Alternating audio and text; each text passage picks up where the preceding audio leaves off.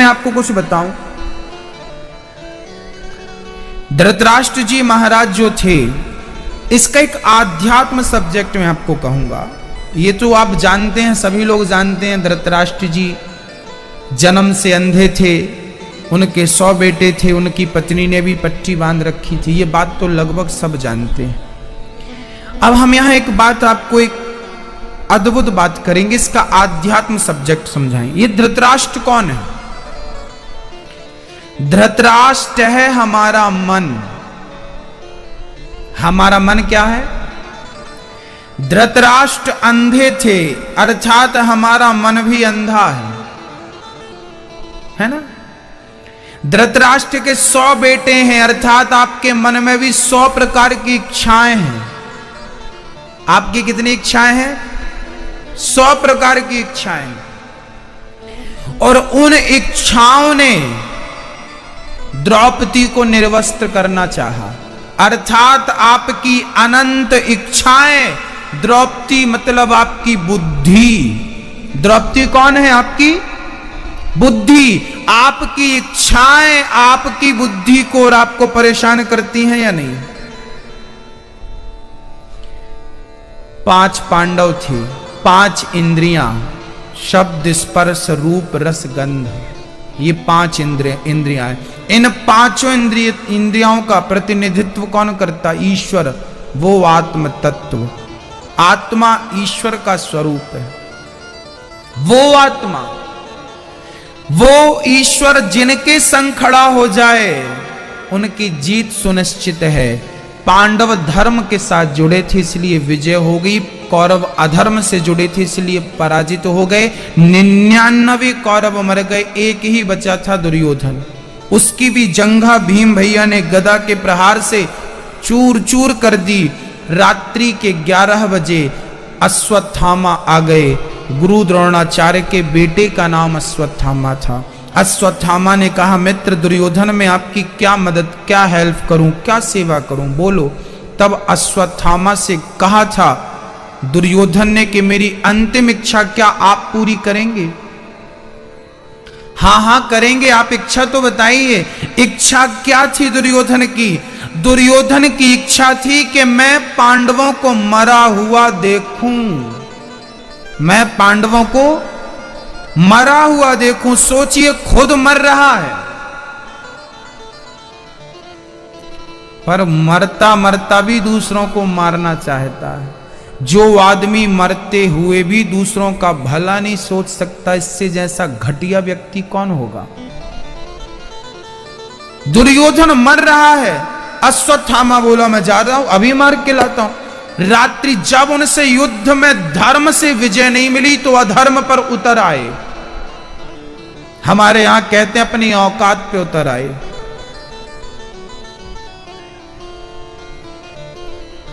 जब उन्हें धर्म से विजय प्राप्त नहीं भई, वो धर्म युद्ध था। उस धर्म युद्ध में रात्रि के 12 बजे युद्ध करना नियम नहीं था।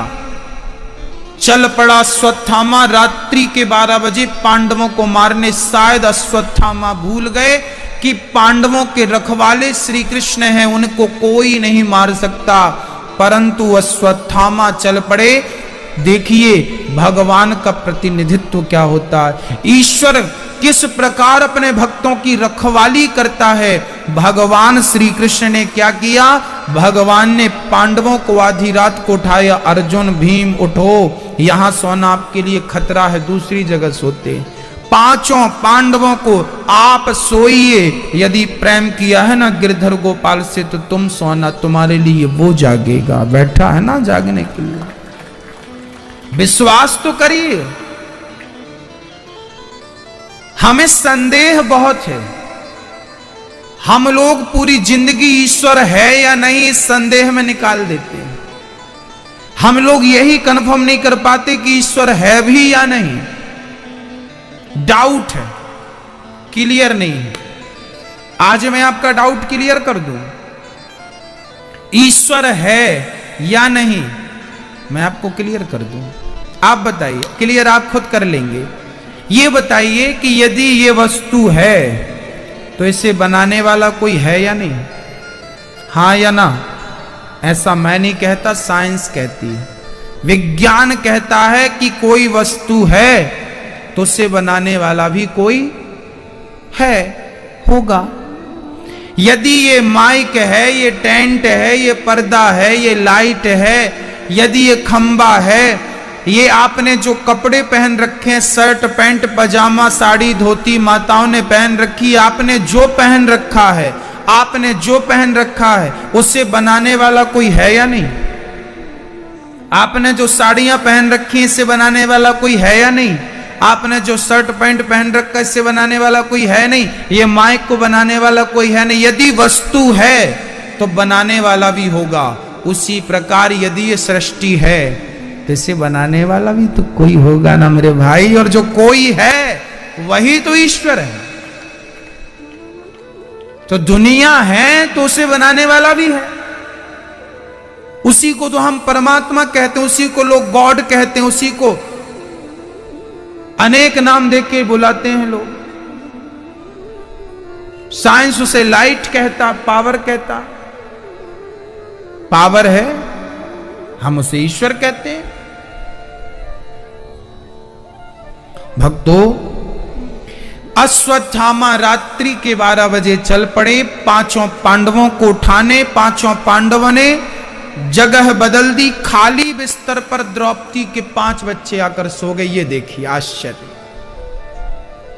द्रौपदी के 5 बच्चे आकर सो गए। अश्वत्थामा ने 5 बच्चों को पांडव समझ लिया और 5 की गर्दन काट दी। अब यहां एक प्रश्न खड़ा होता है कि भगवान ने पांडवों को बचा लिया, वो चाहते तो इन बच्चों को भी तो बचा सकते थे, क्यों नहीं बचाया? क्यों नहीं बचाया? इस क्यों का उत्तर मैं अभी दूंगा आपको। अच्छा, अभी हमने जो राजा की कथा सुनाई ना, भूख वाले राजा, उनका नाम था राजा रंतिदेव। क्या नाम था? आपने याद नहीं दिलाया, हमें याद आ गया। 5 पांडवों को जिस कृष्ण ने बचाया, उन्हें बचा सकते थे उन बच्चों को अश्वत्थामा ने गर्दन काटी। 5 का सिर दुर्योधन के सामने रखा। दुर्योधन, देख मैंने तेरे बेटों को मार डाला, तेरे दुश्मनों को मार डाला। दुर्योधन ने देखा पांडव मर गए, बहुत हंसा, बहुत खुशी मनाई। वाह मित्र, जो कोई ना कर सका तुमने कर दिखाया, बहुत प्रसन्न।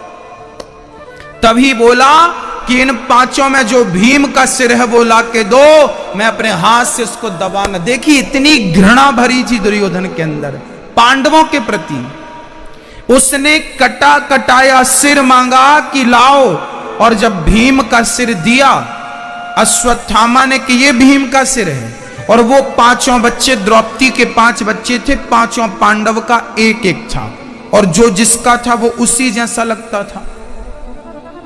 भीम के बेटे का सिर दे दिया। दुर्योधन ने दबाया कस के, जब दबाया तो बहुत जल्दी पचक गया वो सिर।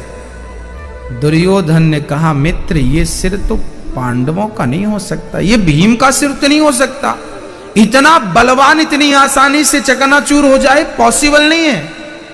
दुर्योधन ने बचे हुए सिरों को देखा तो रोने लगा। मित्र ये पांडव नहीं, पांडव पुत्र है, तुमने मार डाला। पहले प्रसन्न हुआ, बाद में उतना ही दुखी हो गया। उसी संधि में दुर्योधन की मृत्यु हो गई। समझिएगा, दुर्योधन को वरदान था, तू पहले प्रसन्न होगा, बाद में दुखी होगा, तभी तेरी मृत्यु होगी, नहीं तुझे मारने वाला कोई नहीं। तो दुर्योधन के मारने के लिए इन 5 बच्चों को मरना पड़ा। किसी की मृत्यु के लिए किसी को मरना पड़ा। सच्चाई है, द्रौपदी के 5 बच्चे दुर्योधन की मृत्यु के लिए ही पैदा हुए थे, इसलिए इनको बचाने भगवान नहीं आए। ईश्वर जो करता है उस कार्य के पीछे कोई ना कोई कारण छिपा होता है।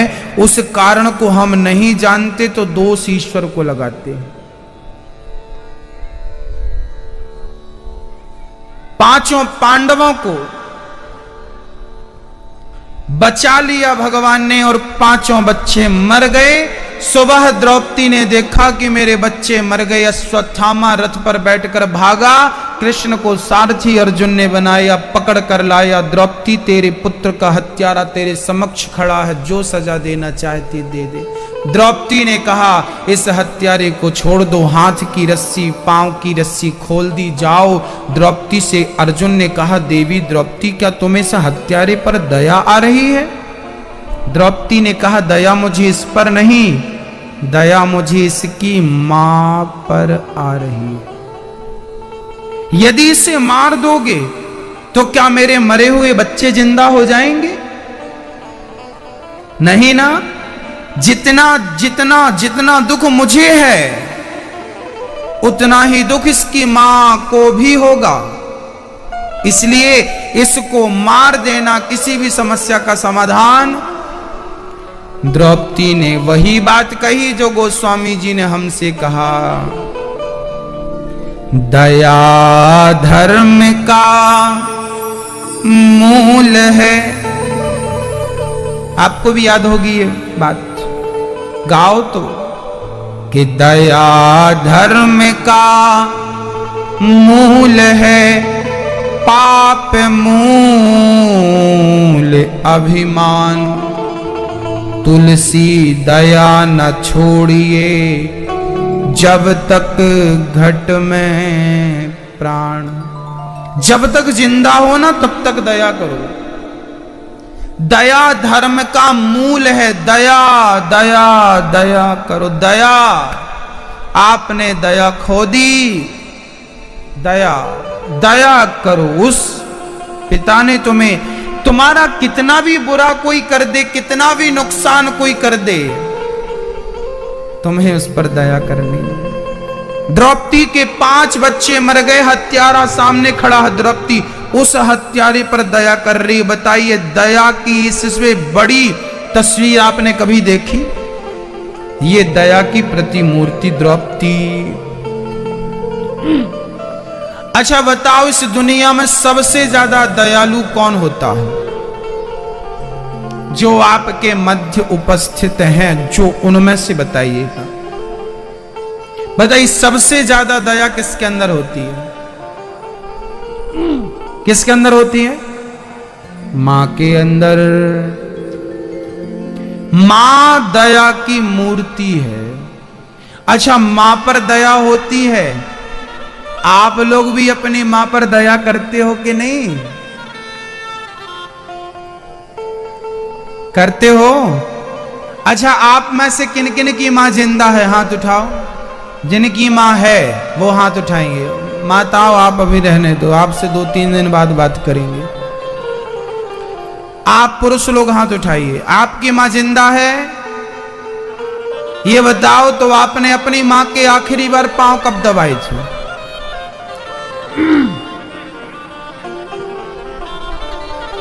यदि आपने अपने मां के पांव दबाए हैं तो मैं आप बच्चों को प्रणाम करता हूं, आपके चरणों में मस्तक रखता हूं कि आप मातृ भक्त हैं। और यदि आप अपनी मां की सेवा नहीं करते तो मैं आपसे प्रार्थना करूंगा कि बेटा मां मर जाएगी फिर रोने मत जाना। जिंदा है, आपके सहयोग की, आपके सहारे की उसे जरूरत है। और याद रखना मंदिर में कोई भगवान नहीं होता, मां ही चलती फिरती खाती पीती भगवान है, वही ईश्वर है। मंदिर में उन्हीं को भगवान दिखते हैं जिन्हें मां के अंदर भगवान दिखता है। जिन्होंने मां के अंदर के भगवान को नहीं पहचाना वो पत्थर के भगवान को क्या पहचानेंगे? जिसे मां में भगवान नजर नहीं आया उन्हें पत्थर में भगवान विधाता ने बनाया। याद रखना भक्तों, मैंने पैसे नहीं कमाए जीवन में कभी और ना कमाने की चाहत रखता हूं। मैंने तो केवल दुआएं कमाई हैं, उन माओं की दुआएं, उन माओं की दुआएं जिनके अपनों ने घर से ठुकरा दिया। आप भी कुछ दुआएं कमाइए भक्तों। और वृंदावन में जो वृद्धाश्रम बन रहा है वो किसी ठुकराई सताई रोती माँ के लिए बन रहा है, विलखती माँ के लिए बन रहा है, उसकी आंखों में आंसू ना आए, इसलिए ये दास आपके बीच में कह रहा है कि सहयोग करिए, सहयोग करिए, सहयोग करिए। आपके थोड़े से सहयोग से आप तो गरीब नहीं होंगे, पर किसी एक माँ को सहारा मिल जाएगा ना। मेरी माँ वृंदावन में जो वृद्धाश्रम बन रहा है वहां वही माएँ हैं, वही माएँ रहेंगी। आश्रम का निर्माण बहुत जल्दी, मैं रोज कह रहा हूं कि 1 वर्ष के भीतर तैयार हो जाएगा और माओ को रहने की, खाने की संपूर्ण व्यवस्थाएं। ये भक्त वत्सल भगवान की जय जय श्री राधे श्याम। अर्जुन ने द्रौपदी से कहा, द्रौपदी माफ कर रही हो, ठीक है। भगवान से पूछा क्या करें, भगवान ने कहा अश्वत्थामा को माफ कर दो। सिर पे मणि थी, मणि छीन कर धक्के मार के अश्वत्थामा को निकाल दिया गया। अब भगवान श्री कृष्ण की स्तुति कुंती माँ ने किया और कुंती माँ ने भगवान से दुख की कामना की कि प्रभु हमें सुख नहीं दुख दे दीजिए। भीष्म पितामह ने भगवान की स्तुति की। भगवान द्वारिका गए जहां उनका स्वागत हुआ। धृतराष्ट्र और गांधारी वन में चले गए, तब करके परमात्मा को पा लिया। जब भगवान धराधाम छोड़कर चले गए, पांडव भी स्वर्गारोहण के लिए चले गए, तब कलयुग आया। और कलयुग आया, ऐसा पाप अधर्म बढ़ा मेरी मां। एक दिन क्या हुआ, एक बार परीक्षित जी नगर भ्रमण के लिए चल पड़े। मैं देखूं तो मेरे नगर में, मेरे राज्य में क्या चल रहा। उन्होंने जाकर देखा तो एक गाय और एक बछड़े को एक काला सा आदमी लात मार रहा था। परीक्षित ने कहा, मूर्ख तू कौन है जो मेरी गाय को लात मार रहा है, जिन्हें हम पूजा करते हैं। उस काले से व्यक्ति ने कहा, मेरा नाम कलयुग है। तो गाय को क्यों मार रहा है? बोले जहां ये गाय रहती है वहां हमें रहने नहीं देती, इसलिए से मार मार के विदा कर रहे हैं। जहां गौ सेवा है वहां कलयुग की परछाई भी नहीं है। राजा परीक्षित के चरणों में गिर पड़ा कलयुग, महाराज मैं बहुत बुरा हूं, तो क्या हुआ, मुझ में एक अच्छाई है, आप मुझे अपने नगर में रहने दीजिए। राजा परीक्षित ने कहा, तुझ में क्या अच्छाई है? तो कलयुग ने कहा कि कृते अध्यायते विष्णु त्रेतायाम यजतो मखै द्वापरे परिचर्यायाम कलौ केशव कीर्तनात्। सतयुग त्रेता द्वापर में जो गति यज्ञ करने से, जप करने से, सेवा करने से मिलती थी, वही गति कलयुग में केवल भगवान का नाम लेने से मिल जाती है। कलयुग केवल नाम आधारा, सुमरी सुमरी नर उतरहि पारा। यदि भवसागर से पार जाना चाहते हो तो इस कलयुग में ना हमसे यज्ञ आता, ना जप आता, ना तप आता, पर भगवान का नाम राम राम तो बोल ही सकते हैं।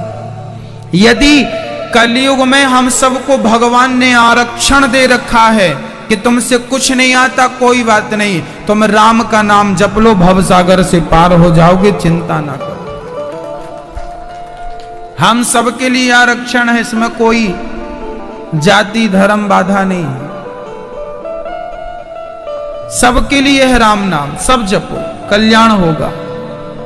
प्रिय भक्तों, राजा परीक्षित ने कलयुग को रहने के 4 कमरे बनवाए। कलयुग कहां कहां रहता है, ध्यान से सुनिएगा। कलयुग के 4 कमरे, द्यूतम पानम स्त्रियः सूना यत्रा धर्मश्चतुर्विधा। कलयुग का पहला ठिकाना है द्यूतम, बोले तो जुआ। जहां पर जुआ है, आपके गांव में खेलते कि नहीं जुआ?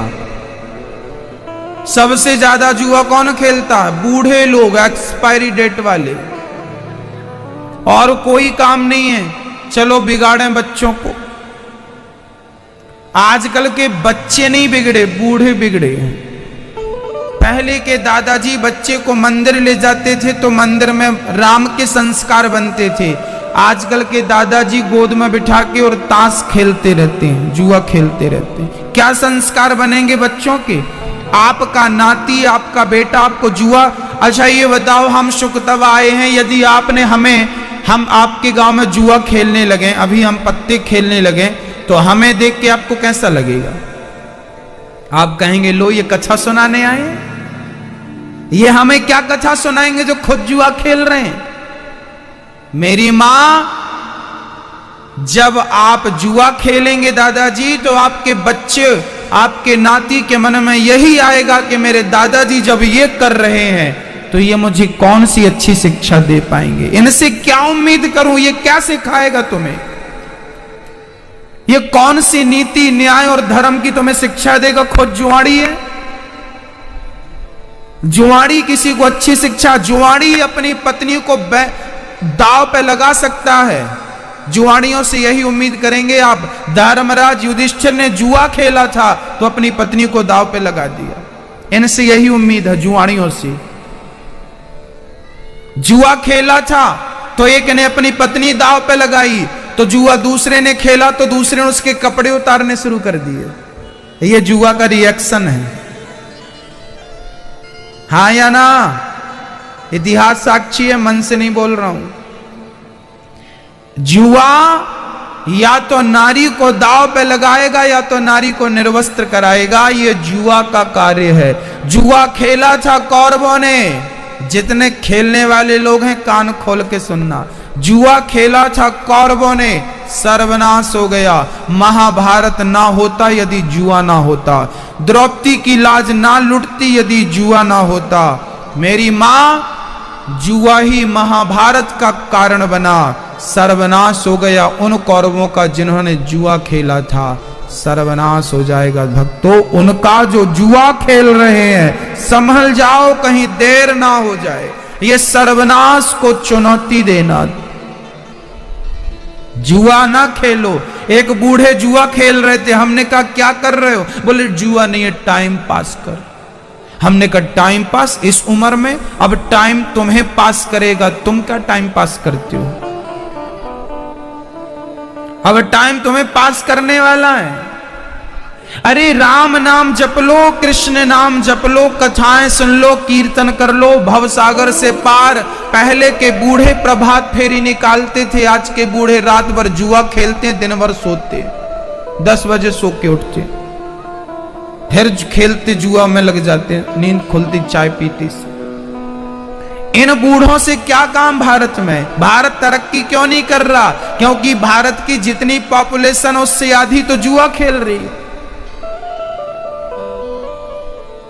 जुआ खेलने में 4-4 घंटे खर्च हो रहे हैं। यही तुम अपने लिए और परिवार के लिए कुछ करो तो आज तुम्हारी तरक्की हो जाती, कुछ नाम शोहरत होती, कुछ बच्चे अच्छे स्कूल में पढ़ रहे होते, बढ़िया खा रहे होते। कौन समझाए, किसको समझाए?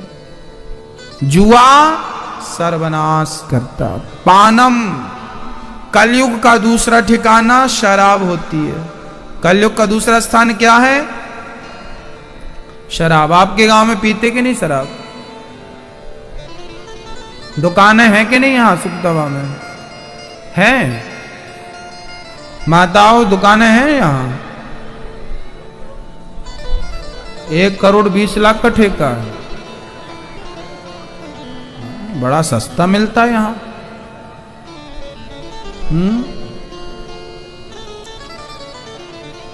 शराब की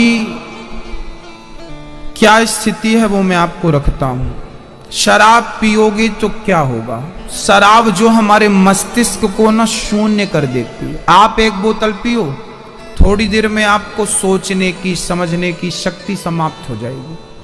शराब आपको अपने वश में कर लेगी। फिर आप वो नहीं कहेंगे जो आप चाहते हैं, फिर आप वो कहेंगे जो शराब चाहती है। फिर आप वो नहीं करेंगे जो आप चाहते हैं, फिर वो करेंगे जो शराब चाहती। शराब इंसान को खोखला बना देती है। कब जागोगे? शराब पीने वालों का सर्वनाश हुआ। किनका? भगवान कृष्ण के पुत्र पौत्रादियों, किसकी बात कर रहा हूं मैं? भगवान कृष्ण की। भगवान कृष्ण के पुत्र पौत्रादियों ने अंत समय में शराब पी ली थी, तो भगवान के बच्चे परिवार जब शराब पिए तो उनका सर्वनाश हो गया। भगवान का वंश नहीं बचा शराब पीने से, तो अरे गेरे नत्थु खैरे का क्या बचेगा? सर्वनाश है ये, सर्वनाश। जहां शराब वहां सर्वनाश। थोड़ा देर लगेगी। आपके गांव में कितनों का सर्वनाश हो गया होगा, आपने अपनी आंखों से देखा होगा, शराब के कारण। फिर भी आप पी रहे हो।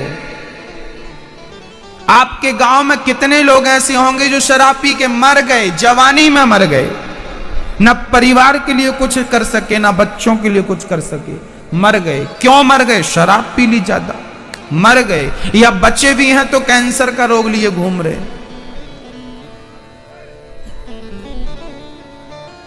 आप भी ऐसी मरना चाहते हैं क्या? कुत्तों की मौत? शराब कुत्ते की मौत देती है। शराब वही है जो पत्नी के जेवर, घर की लोटा बर्तन थाली तक बिका देती है। यही तो शराब है। शराब ना पिया जाए नहीं तो सर्वनाश होगा। कलयुग का दूसरा ठिकाना शराब, तीसरा ठिकाना स्त्रियः चरित्रहीनता। जहां स्त्री और पुरुष चरित्र से गिरते हैं वहां कलयुग आकर बैठ जाता, बुद्धि भ्रष्ट कर देता है। रावण ने पराई नारी को छुआ, सर्वनाश हुआ कि नहीं? पराई नारी को स्पर्श कर लोगे सत्यानाश हो जाएगा। इसका उदाहरण रावण है। सर्वनाश हुआ उस रावण का जिसने पराई नारी को छुआ, टच किया, स्पर्श किया। आप पराई नारी को छुओगे तो सर्वनाश नहीं होगा, रावण जैसों का हो गया। हम और आप क्या हैं?